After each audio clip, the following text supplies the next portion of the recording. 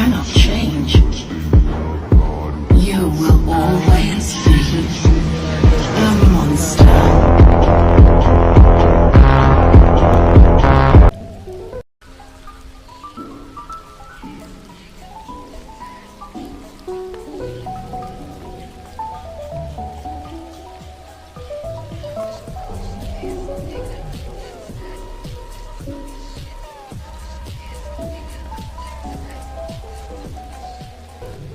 Perhaps I didn't make myself clear.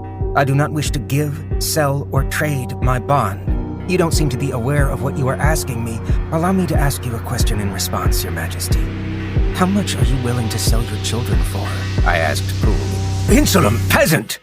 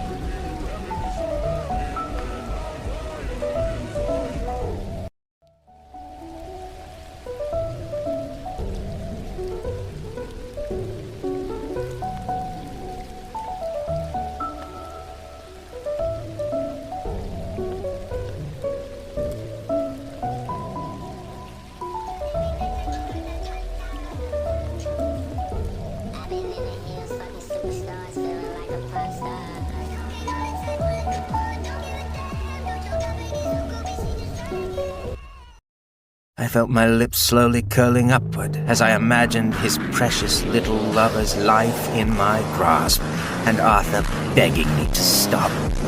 The brat who always thought he was better than I was, on his knees.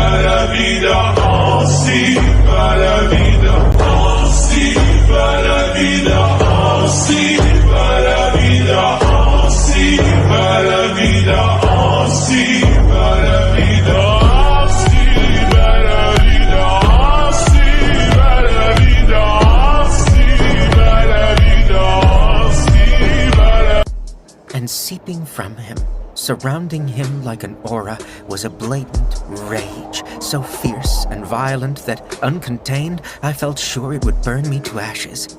The very air seemed to warp around him, and the earth beneath him crumbled under his might.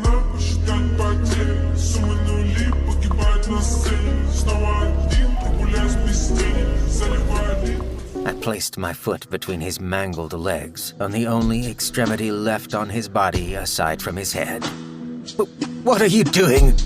I looked him dead in the eye and responded with the only words that seemed appropriate. "Taking measures to ensure your filth won't spread to the next generation." Downforce.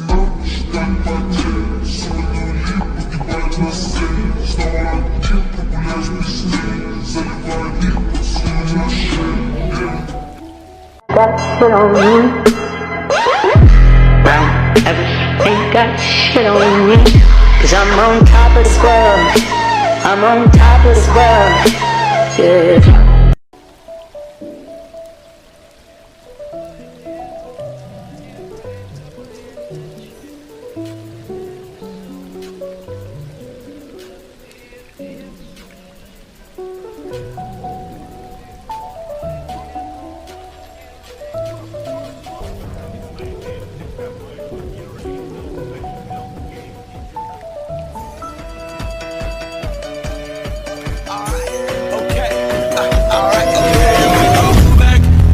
The moment and nothing's the night. We'll fight till it's over, so we put our hands like the ceiling can't hold us back. This is the moment and nothing's the night. We'll fight till it's over, so we put our hands like the ceiling can't hold us.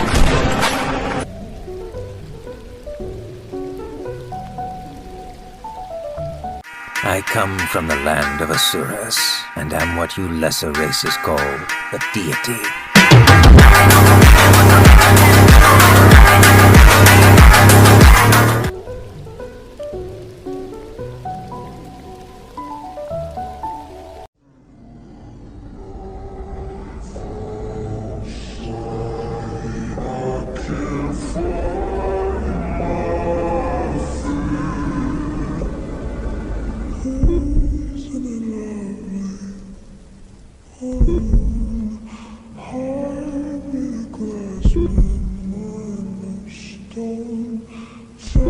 I'm scared.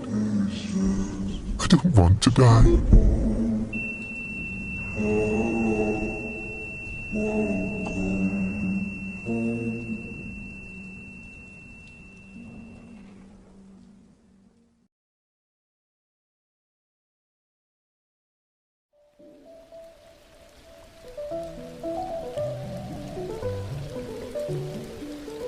Getting tired and I need somewhere to begin. If you have a minute, why don't we go? Talk about it somewhere only we know. This could be the end of everything. So why don't we go somewhere only we know? Make me part of your desire. Guide us, I give you for the very last time. Restless, losing boy, lose my eye.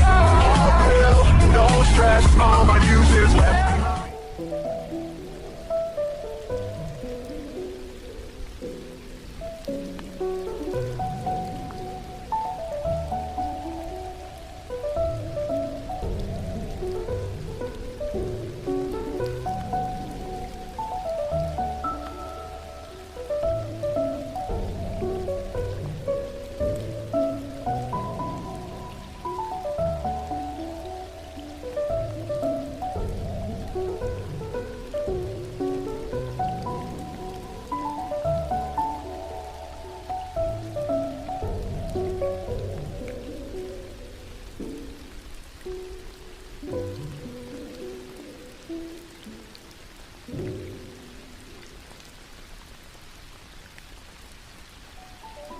The difference in our abilities is vast enough that I am unsure why you would need us. Can't you simply go to the continent of Alacryan and defeat the Vritra? A battle of that magnitude would undoubtedly level the world.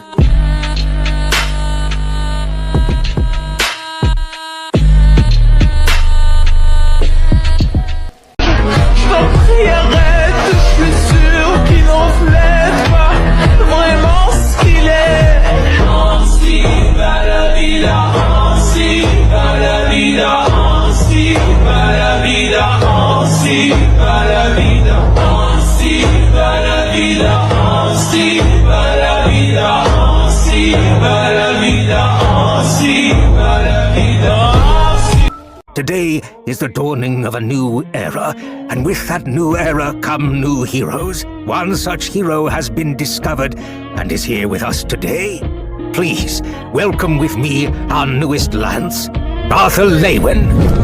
Down to the door, yeah, someday we'll run you down. Down to the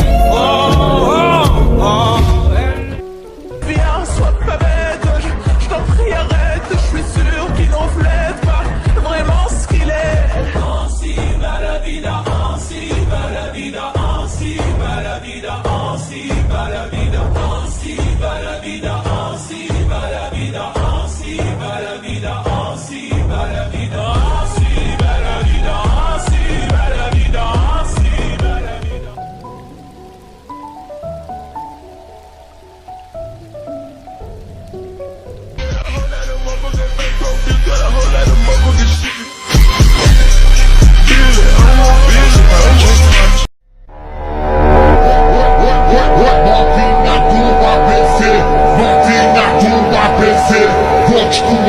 Volte comer, volte comer.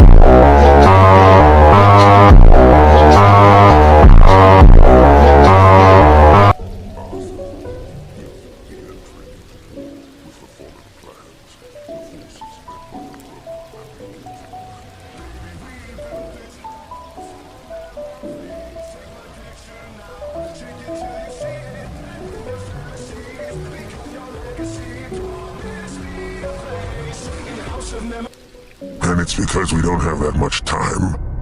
Wait, I thought that I had about 2 years left before the war is expected to begin.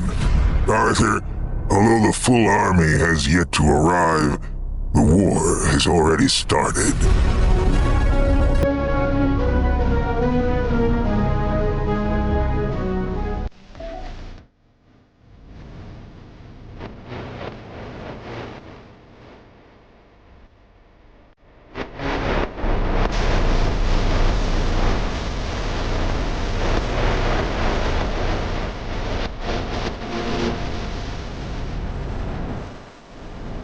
I decided to name this first tier Burst Step.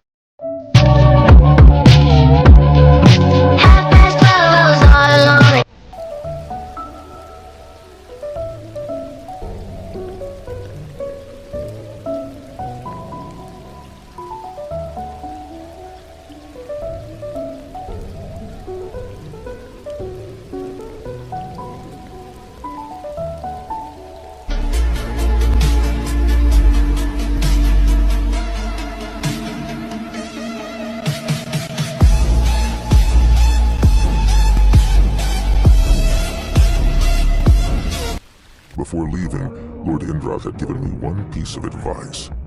Oddly, he had activated his Aether ability, freezing time for everyone present, even his wife, except for the two of us. It's wisest to close your heart to the elf princess.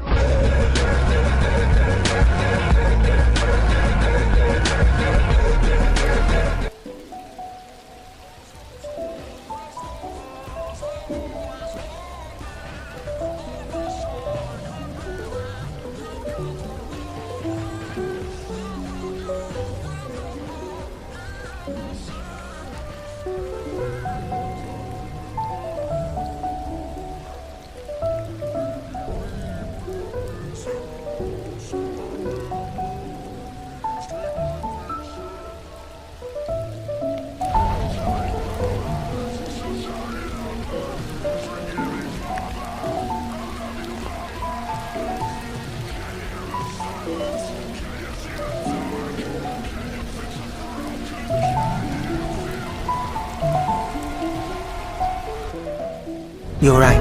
I forget at times that the boy is your own age. Arthur is an anomaly of an entirely different sort, no doubt. I can only imagine what he will be like when he comes back after training with the Asuras.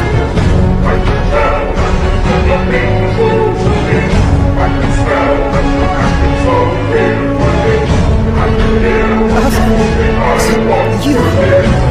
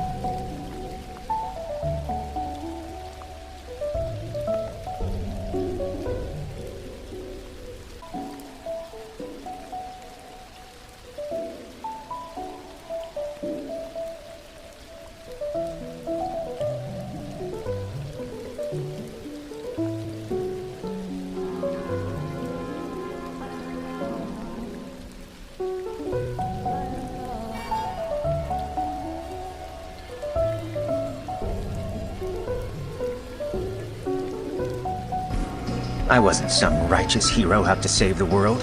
Hell, I couldn't even call myself a good person hoping to do his best to fight for his people.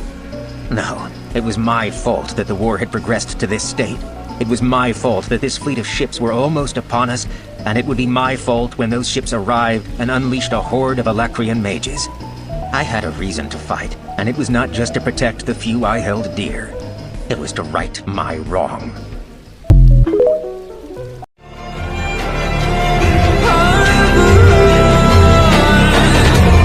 Best to give me your loyalty, 'cause I'm taking royalty. They'll be calling me, they'll be calling me royalty.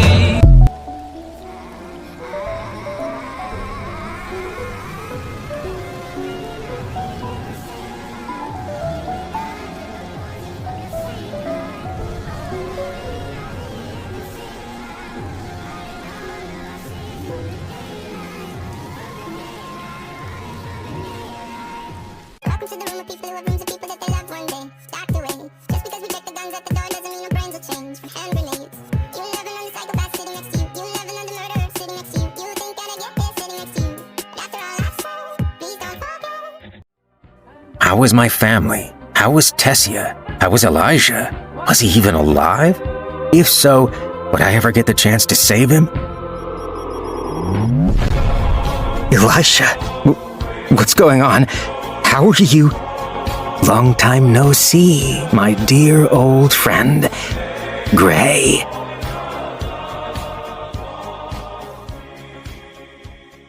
Ash was his brother. He loved him like a brother. And when shit went down, he'd go to war like a brother. I've dug too graves for us, my dear. Can't pretend to love. Evil Empire, laughing all the way to the bank. And what hurts the most is people can go from people you know to people you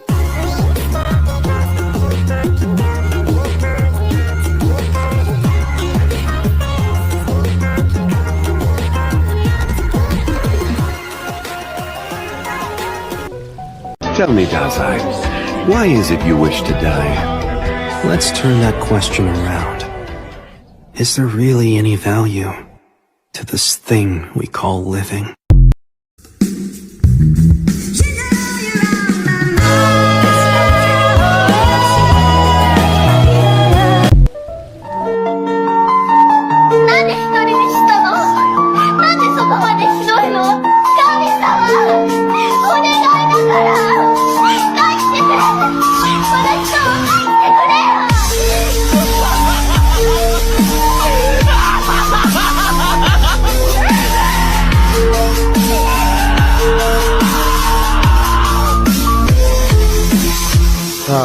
Sayonara.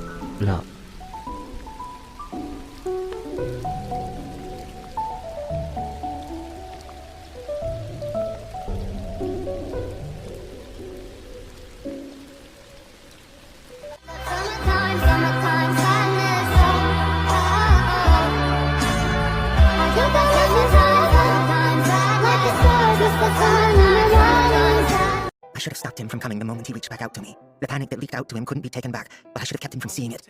The moment I saw Arthur approaching, his eyes begging me to be wrong before his gaze drifted past me to the horrible vision beyond, my gut clenched, and I felt tears threaten to take over. Seeing my bond's horrified expression, hearing his exhaled breath as if he'd had his wind knocked out, I wanted to disappear, to take him in my arms, and just disappear. I wanted to be anywhere but there. I would have rather faced another horde of deranged mana beasts by myself than endure the sight of my lifelong bond staring hopelessly at his own father's bloody corpse. Arthur staggered forward. He pushed everyone aside and knelt over his father's unmoving body, and for a moment, it seemed like all was silent. Beasts and soldiers alike seemed to have sensed the heavy veil that descended over the battlefield, but none could feel my bond's state of turmoil as clearly as I could. It hurt. It was excruciating. It was unbearable. I didn't know my heart could hurt this much. I clutched my chest and sank to the ground, unable to endure the pain of his emotions. Tears streamed down my cheeks and blurred my vision. I couldn't breathe as the torrent of emotions continued to surge out of my bond and into me. Grief that threatened to drown everything in its path, a gnawing guilt that ate away at the foundations of our strength, regret like a hurricane, blowing away years of growth and progress, and rage like a forest fire, burning out of control. I could feel these emotions like disasters wreaking havoc inside my heart, tearing away at Arthur's mind and soul. Yet on the surface, Arthur was as silent and still as a statue.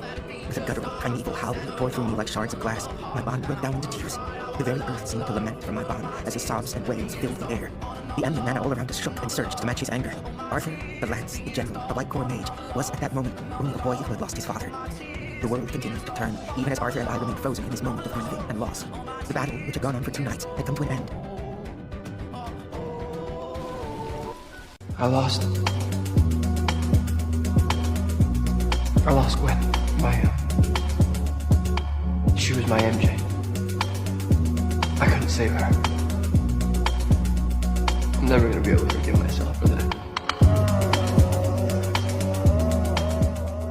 Sylvie, it's time to go, I said. She reached up and wiped away the tears streaming down my face, but her hand came away red with blood. My blood. Arthur, you're not going to make it. I couldn't shield my thoughts from her in my current state. My mind was an open book. The portal isn't going to stay stable for much longer, so please, I can't have you die too.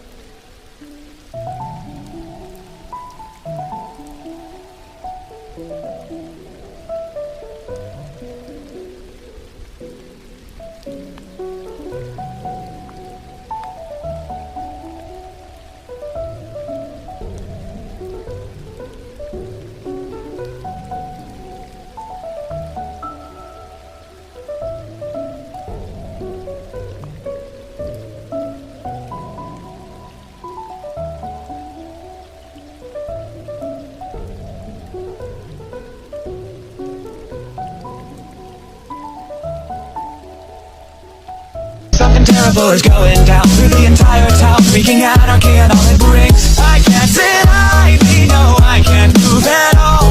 I curse the name, the one behind it all.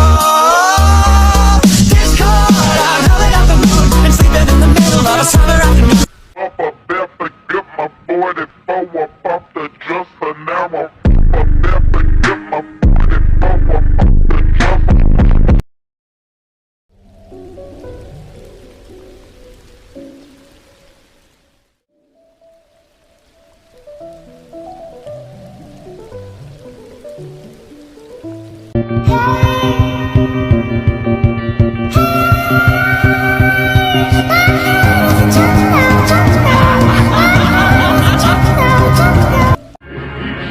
Sylv, what are you? Try to keep yourself alive while I'm gone, okay? Sylvie said, giving me a toothy grin. Sylv, no! Don't do this! Until we meet again.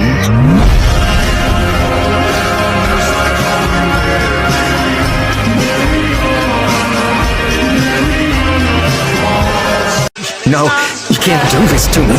I don't want you to die.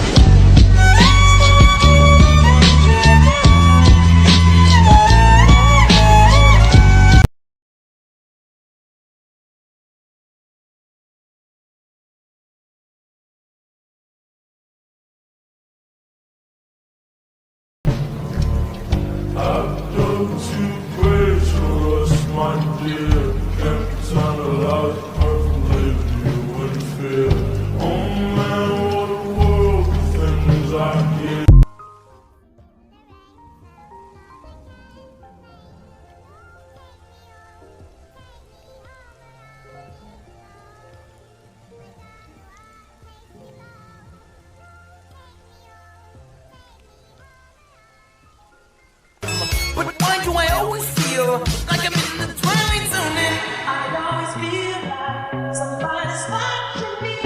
How and then I think of all the times you screwed me over. It felt like Agrona had outplayed us at every turn. What was a mere 2 mortal lifetimes of experience when compared to an ancient Asura's lifetime of intellect and wisdom?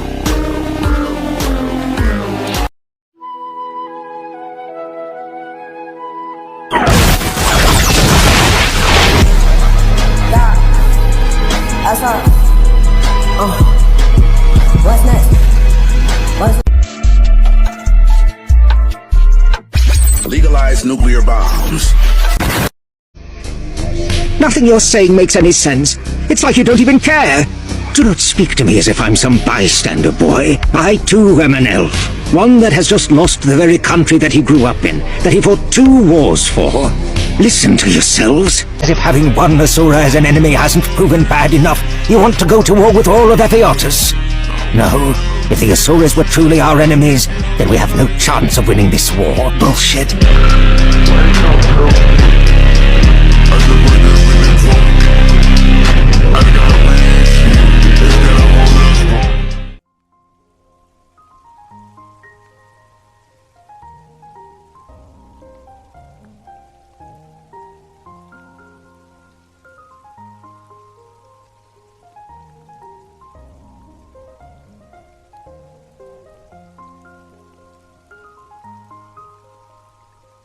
He may still be a useful tool against the Grona and this legacy. And if he is no longer willing to work alongside the Asura, my lord, I ask, then he will die.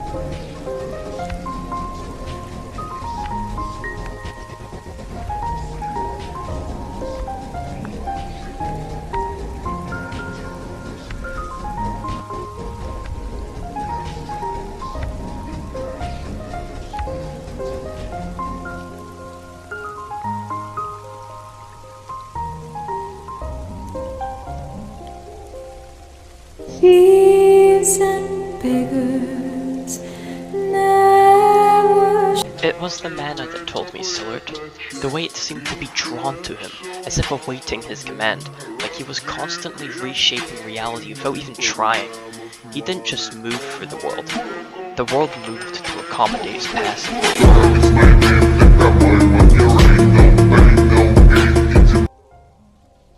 I had done what even the Asuras of the Indrath clan couldn't do. I had forged an Aether core.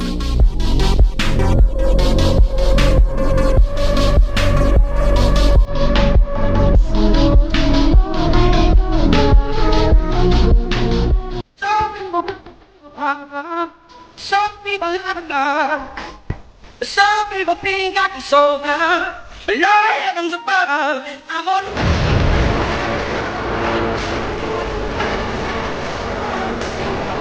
Our greatest minds theorized that if one could understand these 4 edicts of Aether, then perhaps they could also gain insight into fate itself. It was a distant, desperate hope. But now that I have met you, Arthur LEYWIN, I believe it may actually happen.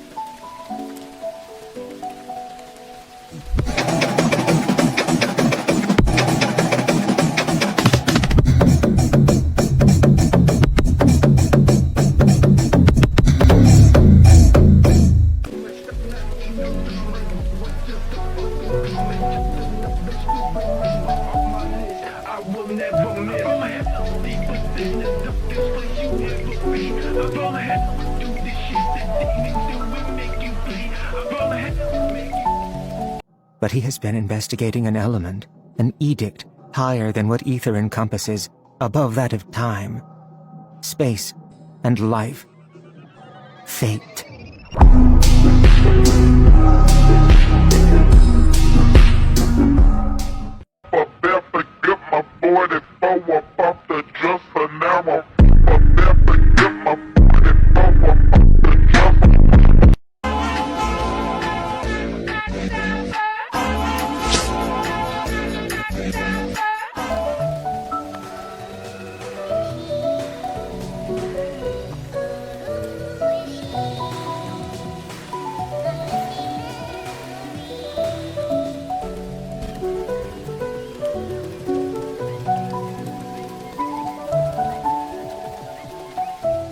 Drop it down, just wanna see you touch the ground.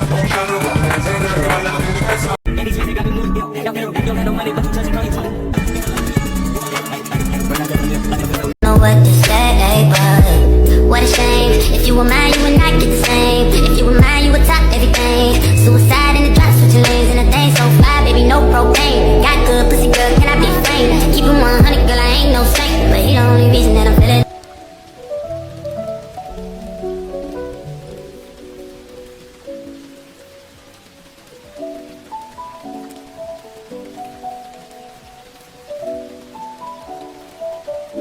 A brief moment of silence passed before I let out a deep breath. What drives you to such lengths? He cleared his throat and stood suddenly. He was silent so long I didn't think he was going to answer, but then a sad smile crept across his features, an expression that contained so little yet so much emotion. I owe to everyone I left behind to come back strong enough to take care of them. Who do you believe could rival these two, who are considered great even among the Asura? Oh, you know him well, old dear. Perhaps even better than I do. A certain human mage with a penchant for biting off more than it can chew. Agrona, Indrath. You speak as if they are the only two beings in the world, as if there is no choice but to serve one or the other. If the world is a coin, Agrona on one side, Tessia on the other, then someone else has flipped that coin, and no matter how it lands, whichever face looks up from the ground, it will be that someone who is looking back down. Who is it you speak of so reverently? I asked, somewhat unnerved by her demeanor. Who do you believe could rival these two, who are considered great even among the Asura? Oh, you know him well, old dear. Perhaps even better than I do.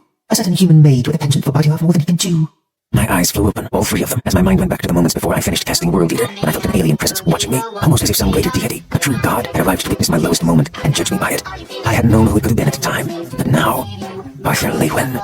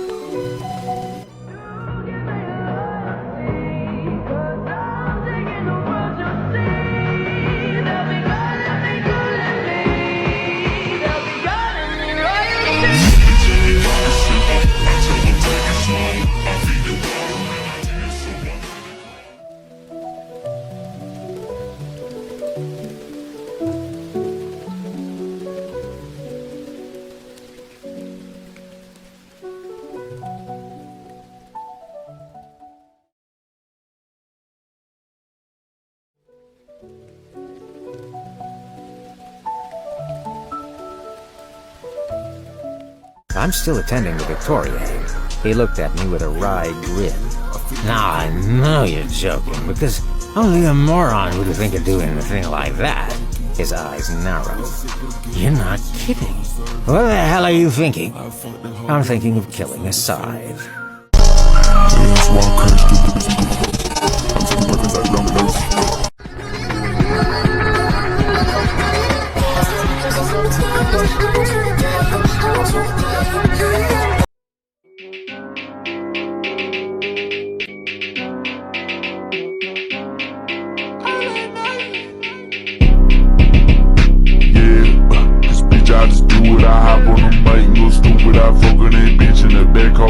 Flashes of instructions blazed in my mind like a branding iron, showing me glimpses of Regis in a dark forest clearing. This is... How did My vision darkened as Cadel's shadowy form barreled toward us. It's not perfected, but it'll probably still work. Just do it! As the flood of hellfire was almost on us, Regis closed his eyes, his lupine body growing shadowy and see-through as it became incorporeal. I raised the etheric blade in my hand, but rather than attacking, I reeled back and I plunged the etheric blade into my companion. His body flared before enveloping my sword until the etheric blade grew larger and was sheathed in dark violet flames. It doesn't matter how many more tricks you pull out, Lesser, Cadel roared as his shadowy, demonic form neared. Cadel unleashed his arsenal of spells with abandon. A volley of blood iron, a maelstrom of void wind, a barrage of soul fire. But it was useless. The dark violet sword in my hand arced in jagged flames as my body blurred. Concise, wasteless movements carried behind the small openings carved out by my new sword. Arcs of violet tore through every spell spat out by the side, and his gleaming red eyes widened in fear more each time. Ignoring the icy grip around my core, I let Godstep carry me right in front of Cadel's distorted visage. I raised my sword over my head, destruction blooming in a blaze of violet. His ghoulish black arms crossed in front of him, wreathed in soulfire, black metal spikes materializing like shields. The blade came down, passing through the black spikes as if they were nothing but mist. He was crushed to the ground, and a shockwave rippled outward from us, toppling the 30-foot-tall spike that jutted up just behind Cadel.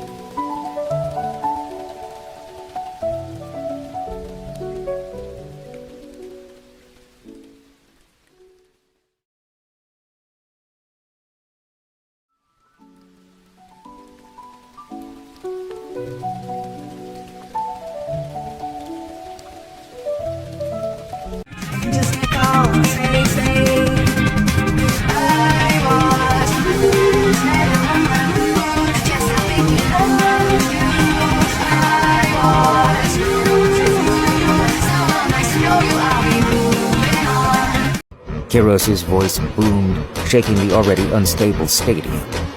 Vekor welcomes the High Sovereign. All hail Agrona Vritra. I suspect he survived because my daughter somehow sacrificed herself using the ether hearts of her dragon mother, which serves me well. Sylvie was always the greater danger than your little quadra-elemental friend.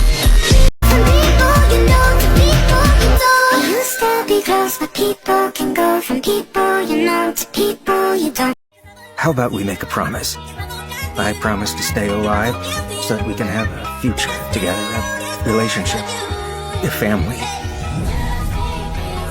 I watched helplessly as Tess walked away, the sound of blood pounding in my head, muting everything else. I couldn't even hear my own shouts as I begged Tess to stop, to let me fight, to let me die. You mean you're actually going to kill me? I mean just that. Well, go ahead. I'll do this my own way. Won't do it. You can't pull the trigger. You can't pull it because you love me. It takes a very brave, a very cold woman to do that, Catherine. I don't think you can. A pearlescent oval opened over the arena floor, 20 feet in front of the high box. Two figures stepped through. The first was someone I had never seen in person before, but I knew him instantly, and the mere sight of him was enough to sober me from my fatigue. The second, I was less prepared for. Tessia looked exactly as she had when I'd last seen her. Although she looked the same, she was immediately and unequivocally not Tessia. This person masquerading as my oldest friend moved with aggressive confidence. Logically, I understood what I was looking at. But the cold, distrustful look Cecilia gave me from Tessia's eyes still drove a knife through my chest. Agrona's appearance wasn't unexpected, necessarily, but Tessia? Cecilia? Could Tessia even be saved? Was she still in there somewhere? And if she could, was protecting her more important than depriving Agrona of the legacy? I hadn't been ready to face these questions. I still wasn't. Clear crystal bars thrust up out of the ground in a square, with me at the center. The crystal had a liquid smoothness to it, turning just above my head so the bars all ran together, forming a cage. Cecilia had pulled all the mana out of the atmosphere, even out of my body. If I still relied on a mana core, this single spell would have left me powerless. I couldn't even begin to wrap my mind around how such a thing was even possible. I find myself quite eager to see how your new abilities function. I'll take great pleasure in dismantling you piece by piece to find out. I glanced around the stadium. I was surprised to see Caera with one foot on the scorched dirt of the combat field, fallen into a kneel at Agrona's presence, which must have interrupted her rushing out to check on me. She, too, risked lifting her head just enough to watch me. There was genuine terror in her scarlet gaze as her lips moved in some silent prayer. She had been a good friend to me. While I'd been gazing around the Colosseum, the Scythes had flown out of the high box and maneuvered around the arena floor to box me in. I again met Cecilia's eyes, searching within them for something, some sign. I had made a promise, but I didn't even know if the woman to whom I'd promised myself was alive in her own body. Agrona waved for the Scythes to take me. I'll admit, I'm ever so slightly disappointed. I expected you'd have yet another trick up your sleeve. Still, even if what I've witnessed from you so far is the extent of your abilities, I'm sure I'll find dissecting you a useful distraction. I had to decide. It was time to leave. I could go without her, or I could try to take her with me, try and find some way to pull Cecilia out of Tess's body, bring her back. Or, I grew slightly sick at the thought. But it was the clearest path forward, the most decisive measure. I could assure that Agrona couldn't use Tessia or Cecilia, that whatever power the legacy had couldn't be controlled. I felt my eyes grow wet, but I hardened my heart. Forgive me, Tessia. Bracing myself, I channeled ether throughout my exhausted body. The cage bars were unnaturally strong, but my armor and Asuran physique protected me as I crashed through them, sending crystalline shards spraying in every direction. Mid-step, I conjured the ether blade, drew it back, aimed for her core. Her teal eyes followed me every inch of the way, as if she were able to trace my progress even when using burst step. When the tip of my sword was pressed against her sternum, her eyes widened and flashed green. Mossy green veins spread out across her face beneath her skin, and for an instant she looked resigned as a strained smile graced her painted lips. Her body trembled, her hand rising not for the blade, not in defense, but toward my face. A caress. Art, please. It was Tessia's voice. I released the ether blade. She held my eyes for a heartbeat, 2. Then, the green veins receded. Cecilia, took a step back, giving me a look of deepest loathing. Oh, that was close, wasn't it? Agrona said, amused. You really thought for a second you could do it, didn't you? You're only cold-hearted and calculating when it's easy, Grey. In reality, you're weak, emotional, and rather prone to attachment. What should have been a moment of victory instead rang hollow and empty, filling my mouth with a taste of cold ashes. Take him, Agrona ordered. The Scythes closed in. Agrona's confident smirk finally slipped away as I activated God's Step. He reached for me, his power suddenly unleashed. His look of astonishment was the last thing I saw as the etheric pathways took me far away from the Colosseum and the Victoriad.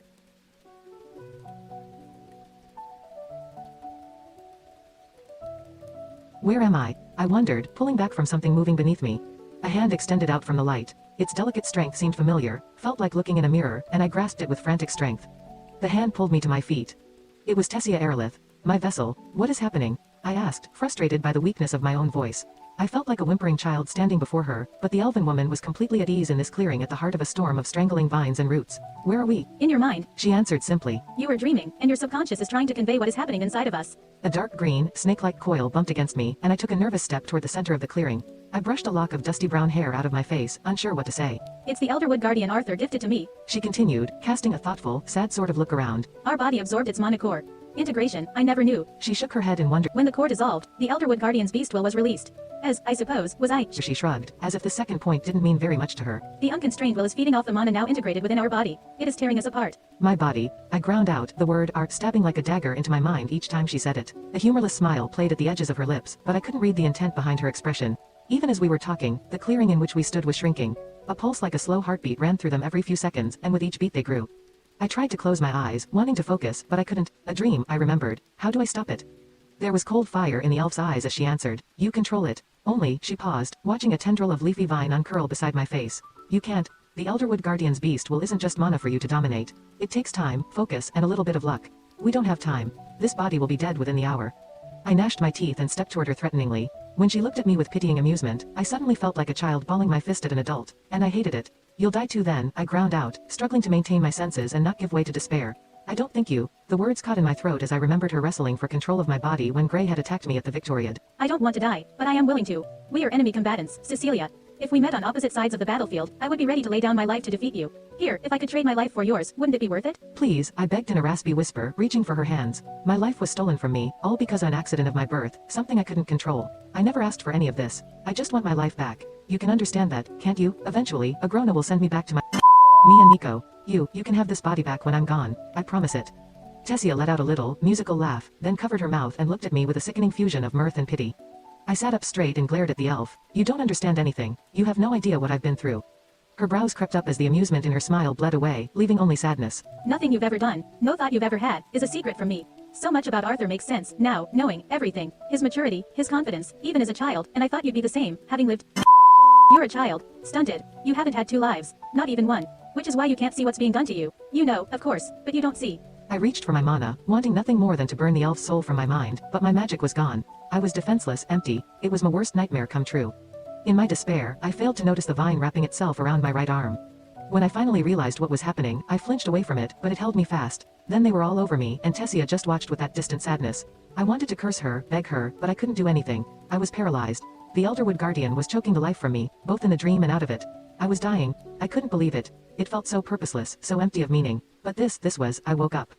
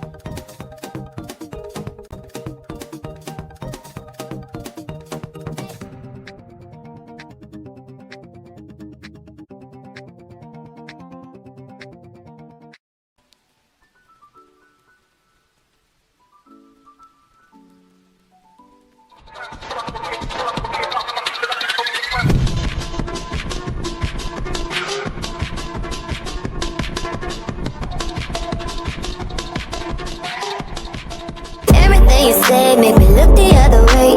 I don't wanna know, so I'ma let it fade. Baby, Leave the fucking dragons to me.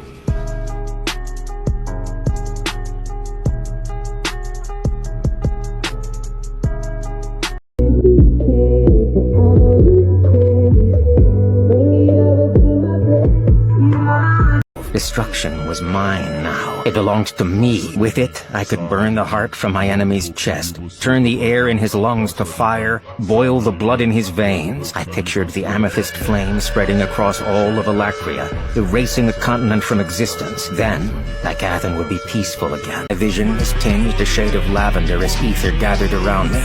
The motes of purple danced as if celebrating my ascension to the throne. I truly felt like a deity. Like an Asura.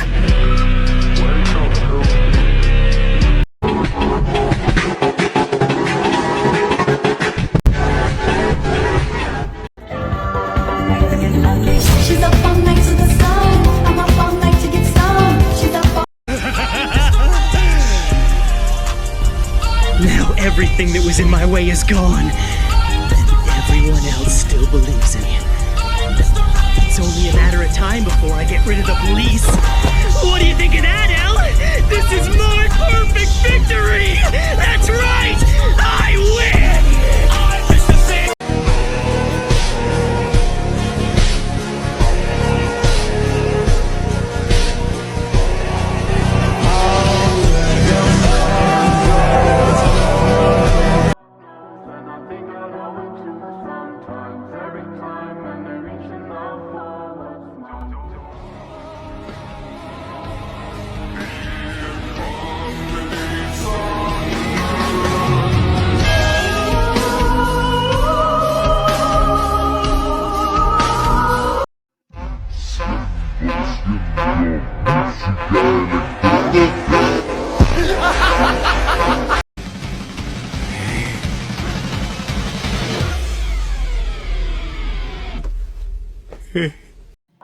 Now, there was something akin to real terror in them. These creatures had been trained to wage a quiet, shadowy war against deities. But they were children playing at being gods. They understood nothing. They were nothing. I couldn't let the wraiths retreat. Not even one. They all had to die. Grinning and burning, I laughed. A single, long, mirthful, insane laugh as the last of the wraiths, a grown as supposed Asura killers, fell before me.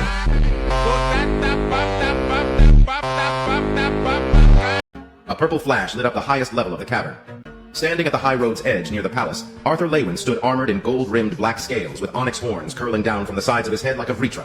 He stepped forward, closer to the edge, and each footfall was the beating of a war drum. The sound of it swelled in my chest, setting my heart racing and blood pumping with adrenaline. The enemy, on the other hand, shrank.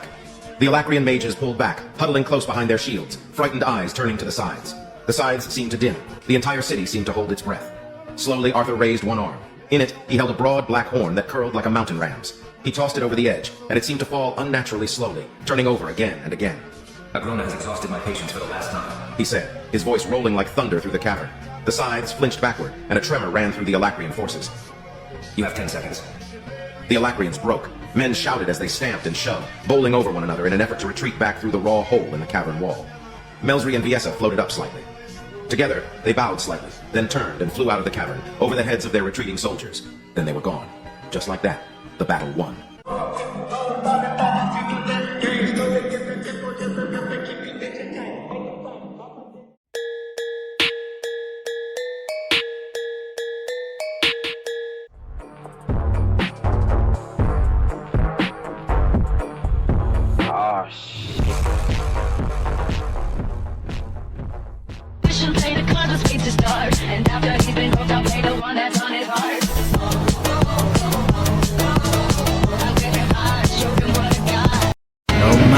How many gods fall, there will always be another to stand against you. They will fall as well. Wanna know what I've become? Driving my blade through his neck. God killer should be appropriate. I can never snitch. That's all.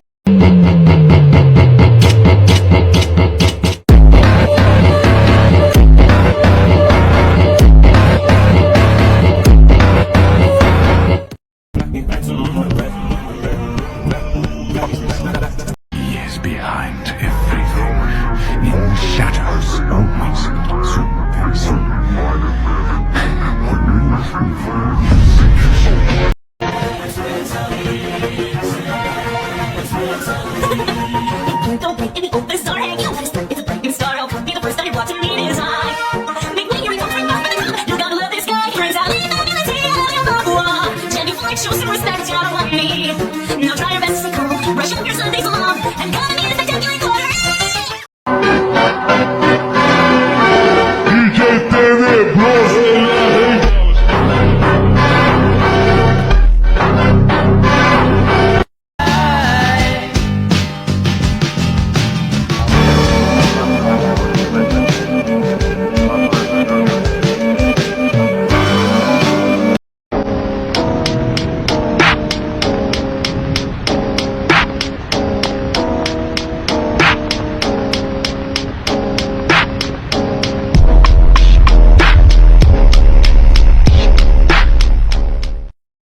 Once the great King Grey, powerful warrior, fallen to his death, but reborn as Arthur LEYWIN, a child with magical abilities.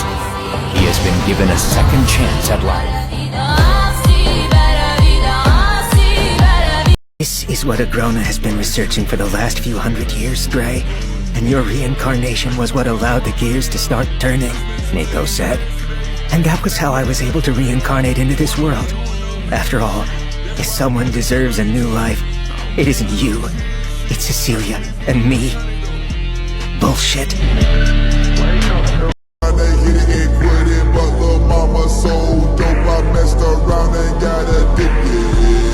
One of those orphans did not fall into the hands of those deities.